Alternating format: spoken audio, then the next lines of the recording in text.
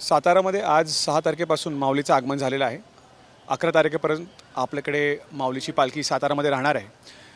या विषयामध्ये पोलीस प्रशासनासाठी काही विषय आहे ते खूप महत्त्वाचे आहे. जसे की या संपूर्ण कालखंडमध्ये आपण ट्रॅफिक डायव्हर्जन करतो. संपूर्ण जो पालखी मार्ग आहे तो फक्त वारकऱ्यांसाठी आपण उघडा ठेवतो.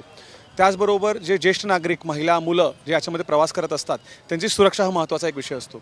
त्यांच्या सुरक्षासोबत त्यांच्या मालमत्तेची सुरक्षा हे महत्त्वाचा विषय असतो. संध्याकाळची वेळ मोठ्या संख्येत भाविक येत असतात दर्शनबारीला. त्या दर्शनबारीला खूप व्यवस्थित दर्शन व्हावं अशी सगळ्यांची अपेक्षा असते.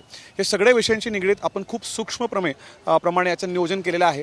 प्रत्येक टप्प्याटप्प्यावर आपले पोलीस अंमलदार आणि अधिकारी हे तैनात आहे. साधारण 800 पेक्षा जास्त फोर्स या ठिकाणी लावलेला आहे. 1000पेक्षा जास्त होमगार्ड या ठिकाणी लावण्यात आलेले आहे. इतर जिल्ह्यातून देखील याच्यामध्ये बंदोबस्त आलेला आहे आणि याच्यामध्ये सूक्ष्म नियोजनमुळे आमचा असा विश्वास आहे की खूप सहजपणे आणि प्रत्येक भाविकाला समाधान होईल असं एक वारकरीचा जो एक अनुभव आहे तो यावेळी सगळ्यांना मिळणार आहे. वारीमध्ये पाकिटमार पण मोठ्या प्रमाणात असतात आणि यासाठी कशा पद्धतीचे काही विशेष उपाययोजना केली आहे? संपूर्ण वारीच्या दरम्यान आमचे लोक हे छुप्या पद्धतीने सगळे असे लोकांवर नजर ठेवून असतात. त्यामुळे मालमत्ते चोरीचे जे गुन्हे आहेत ते मागच्या वर्षी देखील खूप कमी झाले होते. यावर्षी आमचं टार्गेट आहे की एकही मालमत्तेची चोरी किंवा पिक पॉकेटिंग या संपूर्ण वारीमध्ये सातारा जिल्ह्यात घडली नाही पाहिजे.